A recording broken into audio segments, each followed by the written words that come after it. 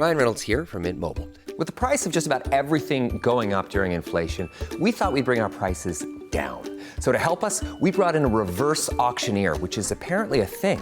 Mint Mobile Unlimited Premium Wireless. How to get 30, 30, bit to get 30, bit to get 20, 20, 20, bit to get 20, 20, bit to get 15, 15, 15, 15, just $15 a month? Sold! Give it a try at mintmobile.com/switch.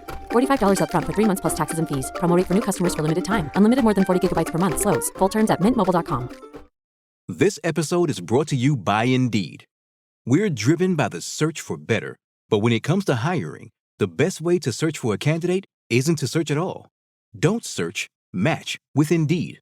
Use Indeed for scheduling, screening, and messaging so you can connect with candidates faster. Listeners of this show will get a $75 sponsored job credit to get your jobs more visibility at Indeed.com/MBO. Terms and conditions apply. Hi everyone and welcome to the 95th episode of Praticamente Inglese, the podcast that guides you through mastering business English one phrase at a time. Ciao a tutti, come state? Today we have a special guest, Davide Cervellin. He's a manager of large corporations, author, podcaster. He's also a coach, an expert in time management, career coaching, and also serves as fractional CEO for a media company. Before we dive in, I want to extend a special thank you to Alberto Bezzi for introducing me to Davide, as well as to Andrea, who I interviewed in the previous episode. So thank you, Alberto. I truly appreciate it. So, in this episode, we will talk about career, time management, the role of business coaching, and its impact on companies. And of course, at the end, I will ask to Davide the 3 most important tips for improving English in a work context based on his own experience. So, bando alle ciance, sit back, relax, and get ready to be inspired by the wisdom and experience of Davide Cervellin. Ciao, Davide. Ciao Mattia, thank you very much. You forgot to mention I'm also a dad, I'm also a husband, I'm a son, so there's a lot going on in my life. Me too. I have 2 daughters. What about you? 2 daughters as well. Oh, okay. We're going to be in big trouble in a few years' time, I think. Yes. Okay, but let's not think about this right now. I would like to ask you, first thing first, tell us about yourself and your career. Yes. So, well, first of all, I'm an engineer. I graduated in 2005 from Politecnico di Milano, and then I tried to do the engineering gig, but I didn't like it. So I worked for a couple of years at Siemens in Italy, and then I went rogue, let's say, with respect to most of my colleagues in university, and I started working in data. Okay. I entered eBay in 2007, and basically between 2007 and 2020, I've been doing data jobs. I've been working for eBay, PayPal, Booking.com, Telepass, Vodafone, Pirelli, Gruppo Immobiliare.it. So a bunch of companies, bunch of countries, because I also worked in Switzerland, I worked in the Netherlands, then the majority of the time I worked in the UK. I had a global role. Back then, when I was based in the UK, they gave me the possibility to travel to Singapore, to Paris, to Germany, to the US, California mostly, but New York also. So I saw a bunch of things. And then in 2020, 2019, I felt a bit homesick. Okay. I missed Italy. And so I decided to move back to Italy, and that's the Telepass job. And I also started doing something else on top of data. So with Telepass, I was the chief data officer, but I also was first the chief marketing officer for the first year. And then later I became the chief insurance officer while doing the data role.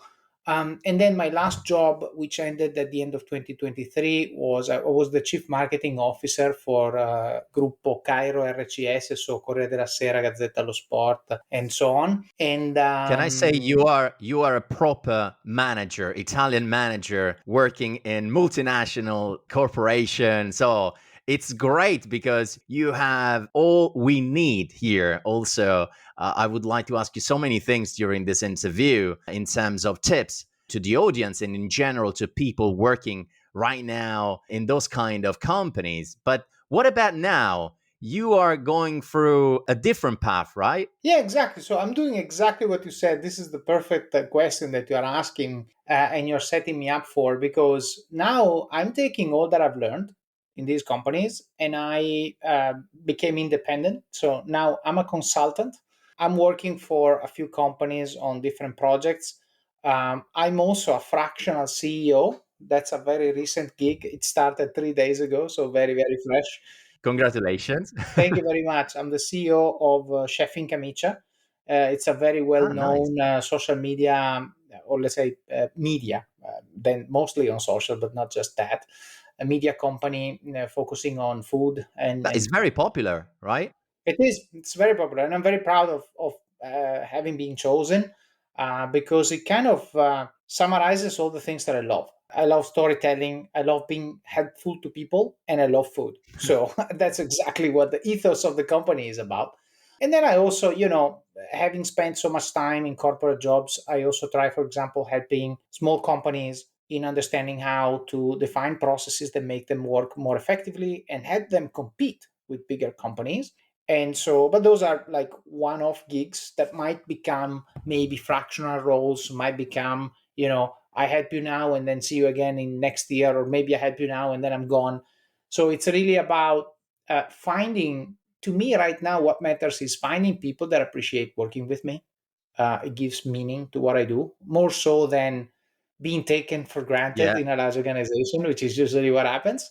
And so, it's new, it's recent. I'm finding my way. So you like a freelance, let's say, consultant to companies, no? You're giving them this global view, right? Because you worked for big companies in the past. At the same time, I think it's very tough when you become a consultant, a freelance, right? Because you have to do all the marketing side as well to promote yourself and to, Yes. right?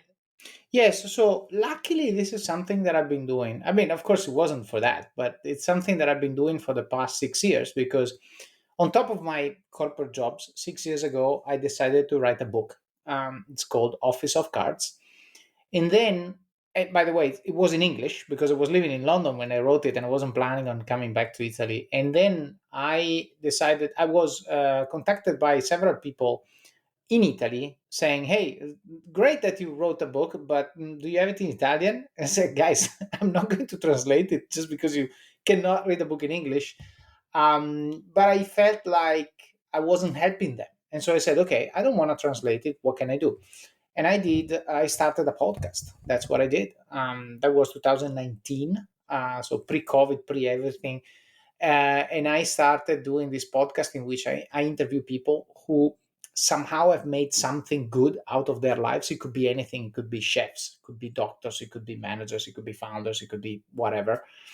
And effectively, that has become my marketing. So to answer your question, I have, let's say, a reputation. I mean, if you spend some time on LinkedIn, that there's some chance that you've seen some of my comment, or my content, sorry. And therefore, when I found myself in this situation of being a freelancer, that was my marketing, because effectively, as opposed to other people who just do a job, I have a brand, I have a reputation that goes beyond my employer, and that has been probably what has helped me find gigs basically from day zero. That's great. And I was thinking that we have so many things in common because I, as well, worked and lived in London, mainly in the UK for several years. I've started the podcast in 2019. Okay. So I'm a podcaster, you are a podcaster. So many things all together. And the fact that, in Italy, I started a podcast, for example, because I was looking at the landscape in Italy,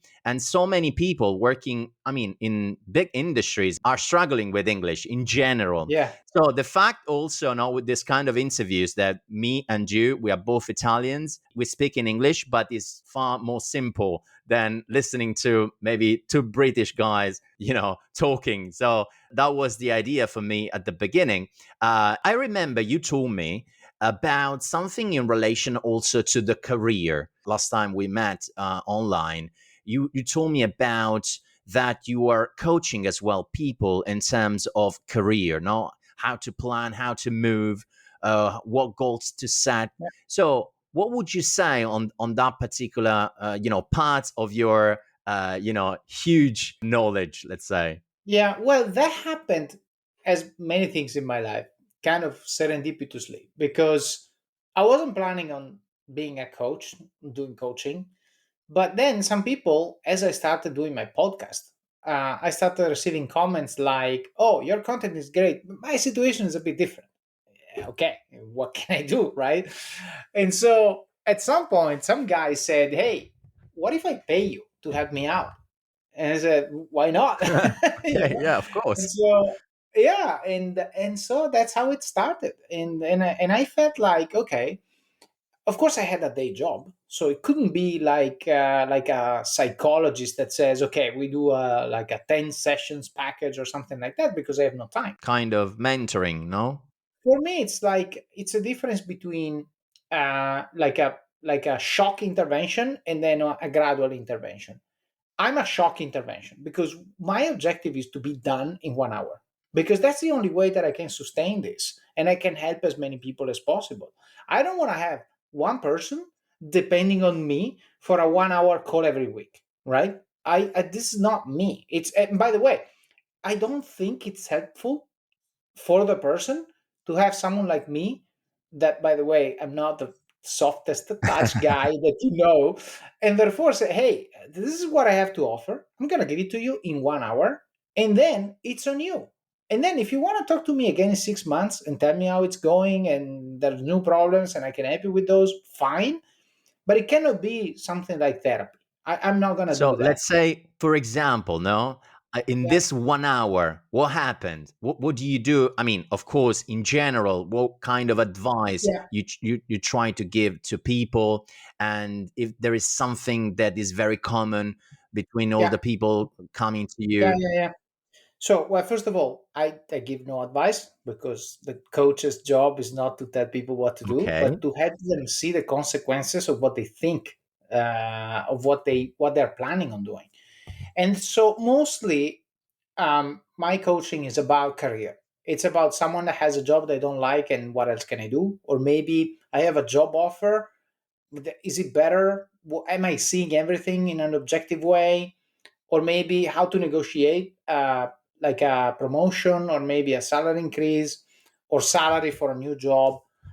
Usually there is a moment in which they are changing from something to something else, and I help them see that change in the most objective possible way, and also I help them grasp the maximum value out of that change. For example, there was a guy that reached out to me and said, so he had like a, I don't know, now I'm inventing numbers because I don't remember them exactly, but it was like, oh, I'm making 30K and they are offering me 40K, this is great, and everything is fine. I said, you should ask for 43. He said, why? I mean, this is, why? This is already 30% more than my salary. And I said, yeah, but I know something you don't. And they know the same thing, which is the average salary on someone with your experience. The fact that you're underpaid today shouldn't deter you from asking what the market values someone like you at. And this is the problem. And he didn't know. And I said, you should ask for 43. And then when they gave him 43, he like sent me a thank you note Yeah, of this long course. and said, no, thank you very much. I mean, you changed my life. And this is the thing, 1 hour. I would be afraid to go to my boss and say, hey, listen, no, it's not enough. I want 43. I would be Yeah. scared to do this. What you do is like pushing people to do the right thing, right? Yeah. And in a respectful way. Because what I say, my rule is always prioritize the relationship. So it's not about being a jerk. It's not about who screams the loudest or whatever. It's about understanding that we are here for the same reason. So, first of all, I need you to know that what I'm asking is for the good of the company. And if I happen to think that I can add value to increase the value of the company, and I feel like you're not paying me enough for that, I need to find a way to tell you that, right? And to move the problem to your desk. Because when I ask you for a raise, it's no longer my problem. That's what people think. Oh, it's my problem. It's not. It's your boss's problem to make you happy so that you can perform. Of course, you need to perform. So you need to be a very good employee. You need to deliver value. And this is also something that a lot of people never think about, which is, how is my job helping my company succeed? A lot of people are viewing their job as a transaction. Oh, I show up at 9, I do stuff, and then at 6, I drop my pen and I go home. If that's your attitude, forget asking for 43K, okay? And be thankful that they give you 30, and that's it. But if your attitude is, no, no, no, I'm adding value, right? And I'm actually looking for days to add more value every day, then you should be paid more. Thing is, the company is not going to take the initiative on this because, for them, it's a good deal. You're working more than others, they pay you less. So it's a It's great perfect deal. for them, right? But the thing is, now you need to find a way to surface this conversation, to move the problem to your boss's desk. And then it's up for them to fix it. Yeah. And then they say, I'm going to give you the raise, or maybe I can't. And so you need to look for another job, which is fine. So to me, it's this is the kind of example. You were Yeah, asking for an that's example. great because you help your client to understand their values, no? So at the same time, when they understand that they are valuable for the company, they are even more fearless to go to the boss and say, "Hey, I should get more, and I'm trying to negotiate a pay rise." So I understand. That's great. I think. Also, you mentioned about another kind of area that is time management. And Yeah. that's another area that you're very skilled. I think you wrote a book related to it, or not. There's a video course, a 9-hour video course on time management. Yeah. Yeah. So that's another great skill for people in general, not only for workers, but in general for all of us. I Yeah. would say maybe even more for managers, no, that they have to manage a big team and do many things for their company. So tell us a little bit more about time management, and in that case, what would be your suggestion? Yeah. Well, the suggestion is to do my video course because, Yeah, go and check the video course, definitely. But in general, yes, if you want to give us tips on time management. I can give you that. And by the way, this is another thing that came out of people asking me for that. Because as we said at the beginning, I'm a manager, used to be in a large company, now freelancer with a bunch of projects going on at any single time with my work. Then I'm a content creator. So I also, do podcasting and YouTube channels and stuff like that. Then I'm also an advisor to startups. Then I'm also an investor to a few of these startups. Then, like I said, I'm a dad. I want to spend time with my daughters. I'm a husband. I want to spend time with my wife, and so on and so forth. So now, in order to do all these things effectively, you need to have a system. You cannot be reactive. If you are reactive, you are done, right? You can do half of what you could do if you were proactive. And so I started saying, "Hey, I want to be present with my family. So when I meet them, I don't want to do any iPhone, any like email or stuff like that. I want to be there. Okay, so I need to be more effective when I work because I need to get certain things done by a certain time. Otherwise, I go home when my daughters are asleep and I never see them. And so I started creating a system, okay, of apps and approaches and philosophies. I'm gonna give you a few pointers in a minute. And I started applying them, and then I started optimizing them. And then people started asking me, how can you do all that? This episode is brought to you by Indeed. We're driven by the search for better, but when it comes to hiring, the best way to search for a candidate isn't to search at all. Don't search, match with Indeed. Use Indeed for scheduling, screening, and messaging so you can connect with candidates faster. Listeners of this show will get a $75 sponsored job credit to get your jobs more visibility at Indeed.com/MBO. Terms and conditions apply. And I said, it's just let me tell you about my day. Okay. And then I described my day and said, how can you not lose pieces when you do all that stuff? And then at some point I said, okay, instead of explaining to everyone asking me this question, Let's put it down. Let's I'm write. gonna record it, and so it's one and done, and then people can just buy it, and then they can take because not everything that I do works for everyone, but just take all the concepts and theories and approaches and then make them yours. That's actually the first thing that I say in my video course, is about finding what works for you. And then for me, one big common misconception there is about productivity. For me, productivity is not about doing more. It's about doing more of what I want. And in order for me to do more of what I want, I need to be effective in doing what I don't want to do, but need to do, because society requires me to do that, the company, the job, and so on and so forth. So if I do what I don't want well, then I get compensated for that, and then I have time to do more of what I want. So productivity for me, it's about freedom. Right. And that's why I care about it so much. Now, you were asking me for tips. I can give you one, which is the one that people should keep in mind, which is be intentional in how you spend your time. Because a lot of people live reactively. They say, yeah, I wake up at 7. And I say, why? Why? Because I always have woken up at 7 and it's okay. And I have breakfast and I go to work. And I say, okay, good. So how do you take care of your body? Well, I don't sometimes, or maybe, I go in the evening. Okay. When you go to the gym in the evening, you are effectively, you have one problem which is sure and one problem which is very probable. The problem which is sure is you're going to disrupt your sleep, because if you are hyperactive, very close to going to bed, your sleep is not going to be high quality, especially deep sleep is not going to be high quality. And the probable problem is that, life gets in the middle. If you're planning on going at 7 p.m., but then, there's a call, there's the boss, I'm tired, you don't go. And so I say, okay, so you're not intentional. You say that you care about your health, but you don't, because you are relying on a very unstable system, to manage your body. So as an intentionality in this case is, what about designing your day to make sure that that thing that is important to you actually has the space it deserves?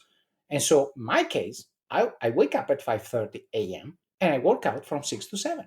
And that's my time, because everyone else is asleep. Nobody bothers me at that time. Right. And I'm sure I get it done. So this is a stupid example, but just to show you intentionality. And so this intentionality can be applied to everything. Why do you have a croissant for breakfast? Why are you, eating that? Why do you sleep at that time? Why do you watch that movie? And so trying to find a cause and connect this cause to your principles and the things that matter to you in life, and then design habits and routines and practices that feed the things that are important to you. And so I then, in the video course, I try to describe systems that help you, cluster together activities that feed what should be a priority for everyone, which is good sleep, good health, eating well, do a lot of things, not lose track of the things you need to do, not lose track of your relationships and so on, because regardless of what you do in life, these things are important because they are the pillars on which everything else rests.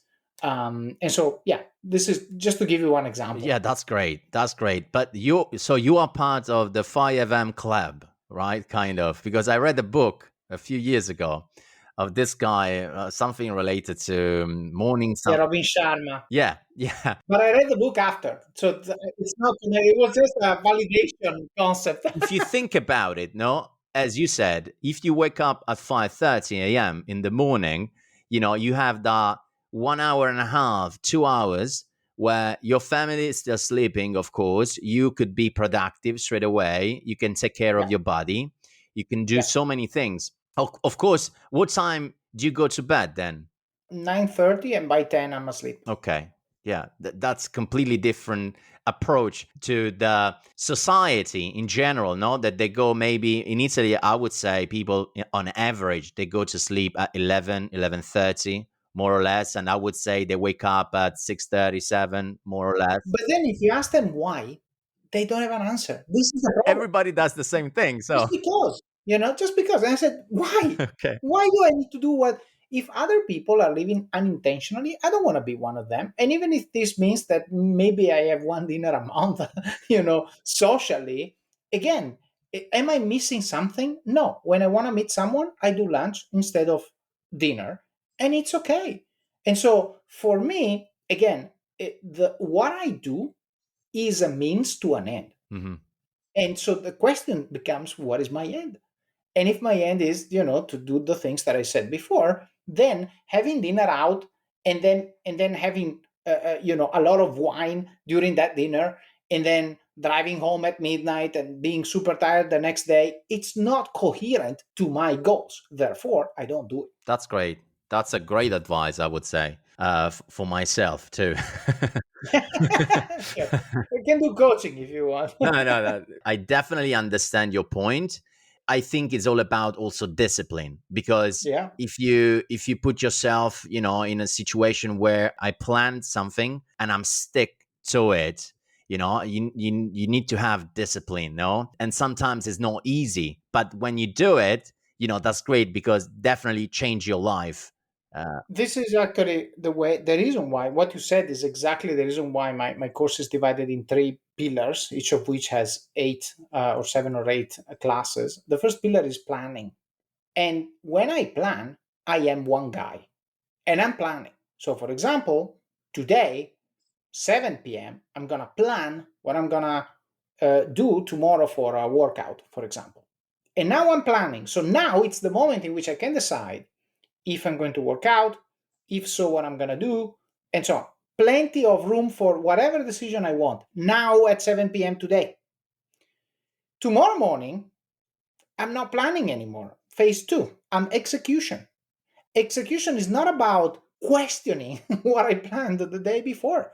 So, like you said, discipline is very, very, very important, because it's understanding that there is a moment in which you decide what to do and a moment in which you just do it and you stop whining. Like if you had a boss, which by the way, it's you, just the day Yourself, yeah, before, of you course. are your boss, and say you do it, and then you do it because you have to. Someone else decided, and you have no power to question it, and you just do it.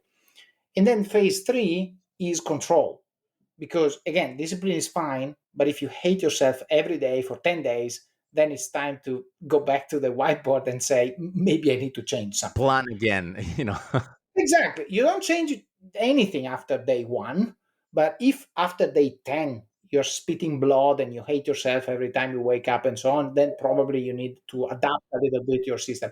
So, all I'm saying here is there's three people: one person that is planning, one person that is executing, and one person that is controlling. And these three people are different guys.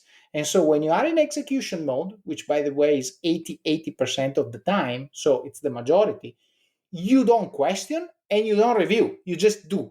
Okay. And then when you are done, then you review. So this is, what you said is very, very apt to the way I structured my course. That's great. You are a fellow podcaster as well, no? And Yes. your podcast is Office of Cards, right? Yes. With the podcast, what is your goal? What do you look for in your guests, and what message do you aim to share with your audience? What's the final goal? So the final goal is to help people, it's the same as yours. I mean, to help Yeah. people with English, and in my case, it's to help people by sharing stories of people who have done something remarkable in their lives, but who are very approachable. So the thing is, the thing that I'm frustrated by is when you look for a biography, for example. I believe the biography style of narrative is very helpful. Helps people live somebody else's life, which is great, because then you can learn, hey, what did they do here? How did they think about this problem? Why did they do what they did? It gives you a toolkit that you can apply to your life. What is the problem? The problem is that when I'm looking at the biography of, I don't know, I have here next to me Sergio Marchionne. I mean, that guy is so far away from anything that I would do in my life that I can hardly use anything that I find in that book. Maybe 2%. Okay. So what I was thinking when I created Office of Cards was, what if I, instead of taking the guy on top of the pyramid, I take the guy on level number 2 or 3, and I give them a platform to share their stories with someone at level number 1, so that I can help someone from 1 to 2. And then, they will find someone else to go from 2 to 3. It's okay.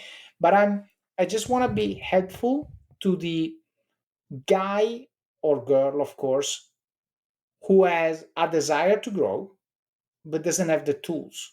And they just need the tools, or maybe the push. Sometimes it's psychological. It's not just, Sure. like I need to know this or that, but I didn't have the courage. one of the emails that I received that really moved me was from a guy on LinkedIn. He wrote this to me and he said, "Hey, I've been a mailman, like delivering mail for 17 years.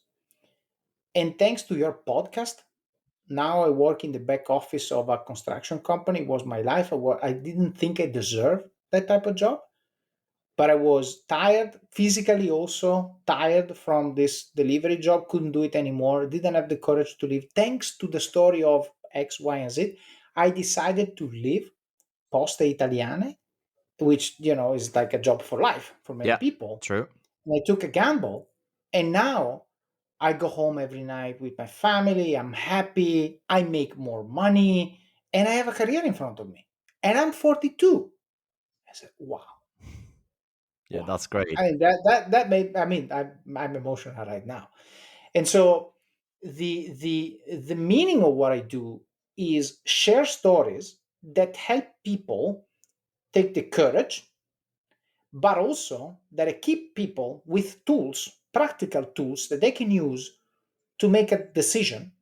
And again, it has to be a conscious and mindful decision that then they have to live with, of course. So my job is to make sure that they understand what happens after that decision. And a lot of people don't make intentional choices just because they don't take the time or the effort or don't know how to think about what happens if I do that, and so they just live routinely daily lives that they don't like, right? And to me, that is, I hate it, like with all my People body. that they need a push, to kind of change a little bit and trying to take another path or do something different. It's hard in general, no? It's hard because, as you said, I'm working there since 17 years, but still, maybe I hate my job. I need to do something, and I just need someone that will give me the last push to go and change.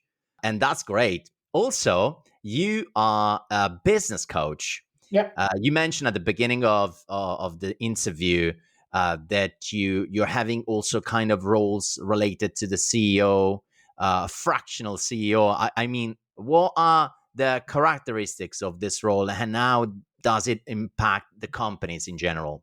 Yeah, well, I mean, first of all, impact is the reason why I do what I do, right? If they ask me for, someone told me I need to do this, so I call you to do that. I said, I'm not your guy, Okay.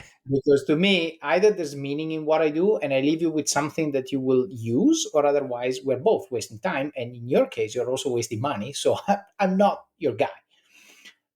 Business coaching. So what I'm doing right now, just to give you a few examples, because it's difficult to describe it. So this afternoon, I will do like a workshop, 4-hour workshop with a company. They are nascent, so that they are a startup. They're still in stealth mode, and they are developing a product without really thinking about who do we want to be, how do we want people to perceive our brand, our campaigns, our language, our product, and so on. And so this is usually the job of a CMO, to think about these things. And so what I'm doing for them is a workshop in which I will guide the discussion to make sure that they have clarity, they have guidelines. At the end of the workshop, they should have a few guidelines saying, okay, whenever we make a decision, this is the compass we need to use. Okay, so this is one example. Another example, I'm working with a small Italian company. They turn over about 30 million, more or less, about 100 people. What is the problem? The problem is that the founder is now 70 and there's no succession plan. So what do we do? The first line managers are all, well, not all of them, but most of them have been there for like 20, 30 years, and they're all close to retirement. So what do we do? And so I'm helping them with an assessment to understand what is the company culture, what should we preserve, how can we do things in a different way, how do we make a plan to make sure that the company can exist without its founder, Yeah. right? And so this requires understanding all the main And people then inside the you are company. doing this in Italy, which is Yes, very which is very difficult. difficult. No, sometimes. But just the fact that they call me, it's a sign of huge maturity, right? Yeah, it's Because a true. lot of people think, oh, I'm 70, I can go till 90, and then they die the next day for whatever reason, and then the company is in trouble. So I think they are doing the right thing. So this is another example. Yesterday, I was hosting a workshop about business diversification. So there's a company that has a very consolidated, I would say. They are leader in their industry for something. Their core business, everyone knows them for that. And now they are changing. They want to do something next to it, which is ancillary revenues. So create another revenue stream, doing something similar but different. And so I was facilitating that kind of thinking because that's what I've done, for example, for Telepass. I'm the one who launched the insurance business in Telepass. Telepass is not an insurance company, or at least it wasn't when I joined, and now it is. So this is another idea. And also, as I said before, I'm the fractional CEO of a company. This means that I have a company to manage. I just don't do it full time. And what I'm trying to do there is help them understand what else could they do. Because of course, Chef in Camicia has been existing long before I was there and probably will exist even if I leave. I hope I will never leave because I love that company and I love the job. But the point is, their core business doesn't need me to run. Okay, I can definitely help, smooth things out a little bit and make it a little more efficient, but that's not what I'm there. Why I'm there is to help them understand what else they could do that they're not doing today to generate new revenue streams, new business opportunities, and so on. And so this is another. So how to scale, no, and to go to the Yeah, next level. yeah, because I'm a data guy, like I said before. And so if you show me the data of a business, usually in 5 minutes, I have 3 ideas of things you're not doing that you should be doing that could make you money. In this society, it's all about data Yeah. right now, right?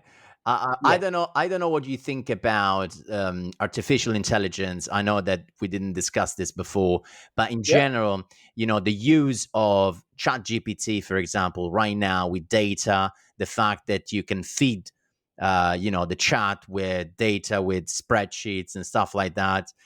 Yes. Do you think it's something that will be the future, or we still need the data guy? Sergeant and Mr. Smith, you're gonna love this house. Bunk beds in a closet? There's no field manual for finding the right home. But when you do, USAA Homeowners Insurance can help protect it the right way. Restrictions apply. Well, I think so. Unless you use your hands to do something, and when I say this, I don't mean the keyboard. Yeah. Okay, I mean something else. I think if you don't use AI, in 5 years you're going to be out of a job. Okay. So this is how big it is. It's like, oh, I'm good at math, and someone has just invented the computer. Okay, so you don't want to be the guy good at math if someone just invented the computer, because you're going to become obsolete in a second. And this is probably the biggest change, and it's going to impact our society so fast because of the internet. So because of how easy it is for its power to be pervasive in every aspect of our jobs and our lives, that my suggestion to everyone when I talk about AI is, even if you don't think you need it, force yourself to use it today. It's a way to protect your employability tomorrow, right? So, I don't need it. So train yourself anyway. Even if it's to, write a grocery list or whatever, force yourself to understand how it works, because you will see ways in which it can impact your job. And therefore, if you anticipate the change, or at least you see it coming, you'll be prepared for it. Otherwise, someone someday will tell you, hey, your job is no longer needed. Thank you very much. And maybe you are 50, and good luck finding another job at that point. You're screwed. Yeah. Yeah. Interesting. I was thinking the same, and it's incredible how quick this change is happening right now in general, no, with the, with this technology and so many things are changing. Even in Italy, we're changing few things. So Davide, I want to ask you 3 tips. Praticamente Inglese, it's all about it's all about helping people to better understand English, but mainly to speak themselves in English, to open their mouth, to have the, to raise their hand in the meeting with all the people from all over the world in the company and say something in English. No, can you tell me 3 tips that helped you out in the past to be a little bit more efficient with English in general? Sure. I mean, 3 tips is how I learned the English. One is how I learned how to read it. One is how I learned how to understand it, and the third one is how I learned how to speak it. So I can definitely tell you my my journey with it. So I became very good in reading English when I was in high school. And the reason is because I loved role playing games, especially Dungeons and Dragons. Okay. And books in English came out earlier and they were cheaper. So I forced myself to be able to read a book in English so that I could play the game that I loved. And so my tip there is find a topic that you love and read content in English, because the friction coming from the fact that you're reading in a language that is not yours will be overcome by the quality of the content that you will consume if it's a topic that you like, right? So don't read something that you don't like in English because you're going to hate it, but find something that you like. For me, it was Dungeons and Dragons. It could be recipes. It could be, photography. It could be anything, as long as you Something love that it. you're passionate about, and it's Yes. going to be easier anyway because you are finding information, things like that. So great. Yeah, and make it a habit. That's the other thing, and this is true for everything that I'm going to say. Don't do it. Oh, I'm doing 1 hour a week. That's completely useless. Just do 20 minutes a day, okay? And find blogs. Find. I mean, when I was 15, I'm talking 1995. I mean, the internet technically exists, but it wasn't really here, and so I had to buy books. Today, you can find a blog. You can find everything. So definitely cheaper and easier to get access to content that you're interested in English. Second is how I learned how to understand English, so listening, and that was watching TV in English. Again, back in the day, I'm talking about buying VHS in English, okay? Today you have Netflix, you just choose your language and make it English. If you need subtitles, use them in English, not in Italian, because otherwise it's useless. But force yourself. I learned how to really listen in English and understand what they were saying, even without paying a lot of attention, watching Friends Okay. when I was doing my dissertation at university. So I was 23. I was living in South Carolina, and Friends was like on CBS like every day, every time of day, and so for me it was like a background noise, to the point that it became a background noise that I was understanding. So that was okay. Now I get it. And so the second tip is listen to English, which could be this podcast. Again, it has to be something you like, something you enjoy, but force yourself. For example, I think movies are a great resource because you know which movies you like and which movies you don't. Take all your favorite movies and watch them in English. That's a very easy way to get familiar with the sounds, with the words, and so on, and the cadence, because it's very different between English and Italian. And then the third one is speaking. Well, there's only one way, which is to speak, and the way to speak is to go to a place where you have to do it. But I don't think in Italy you can really do it, because the problem is you cannot detach from Italian. That's the Mm. reality of our country. Is you can even have a conversation like you and I, and it's an hour now, and it's okay. But if after this you go back to Italian and you are in learning mode, the value of this conversation is very little. Okay, it doesn't stick so much. So the moment in which I really switched was when I moved to London permanently, because I've been abroad before, but I was always commuting. So I was in Switzerland, for example, for a year and a half, working in eBay, so an American company. We were speaking English, but I was doing Monday to Thursday. So from Friday to Sunday, I was in Milan, speaking Italian and everything. So my English never, I mean, it was good and everyone understood what I had to say, blah, blah, blah.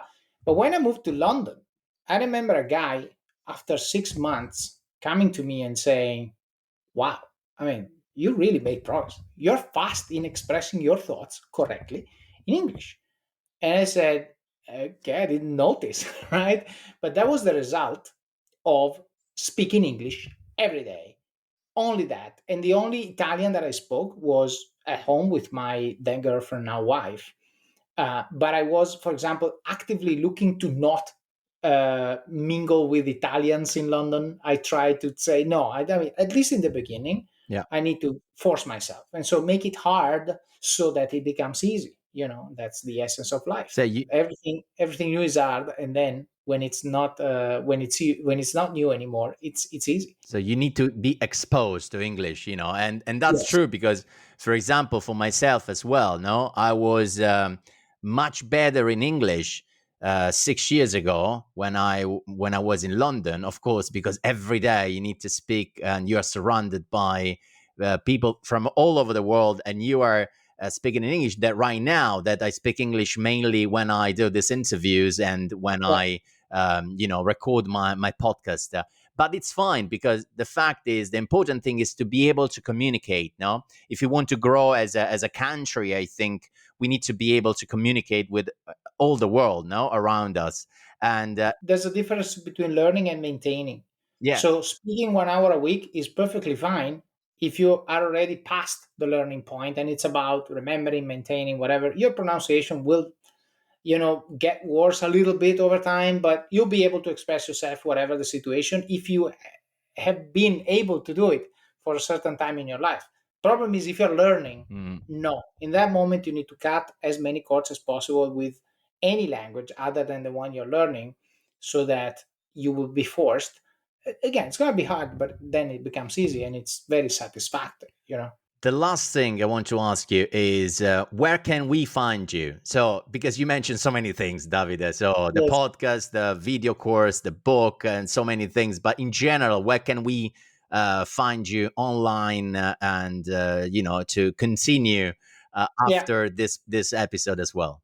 So my podcast, my YouTube channel, my newsletter, they're all called Office of Cards. So you just type Office of Cards on your podcast player, you find me. Just type Office of Cards on YouTube, you find me, or on Substack and you find me. If someone wants to find me and talk to me, then the only social media that I use is LinkedIn. Everything else I don't use. If you find Office of Cards on Instagram and TikTok, it exists and someone is managing it for me, but not me, because to me it's a waste of time. Another thing very similar to me. It's about intentionality. I don't gain any value from those channels, therefore I don't use them. LinkedIn, however, is the only one that I use, and I use it daily. And so if someone wants to reach out, even just to say hi, even if they like this conversation and say, David, I just want to say what you said is good, you will give me a smile and you'll make my day a little better. So you can do that on LinkedIn. So it was a great pleasure, and thank you very much for your time. I will be able to ask you for some consultancy as well for myself at this stage, after all those informations.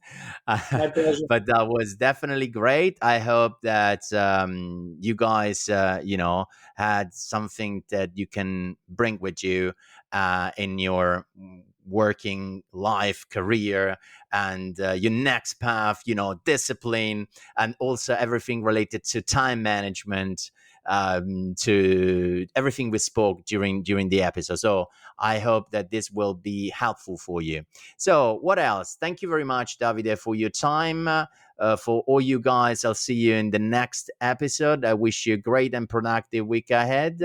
And I'll see you next Monday. Ciao, Davide. Ciao Mattia and ciao everyone. E ora un consiglio dal Voice Network.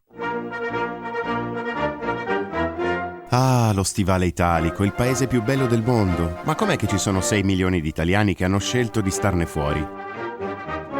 Se vuoi viaggiare con le orecchie e scoprire la vita lontano dall'Italia grazie alla voce degli expat, sei nel podcast giusto. Io sono Pablo Cappellato e ti aspetto fuori dallo stivale. Ascoltalo sulla tua piattaforma di podcast preferita.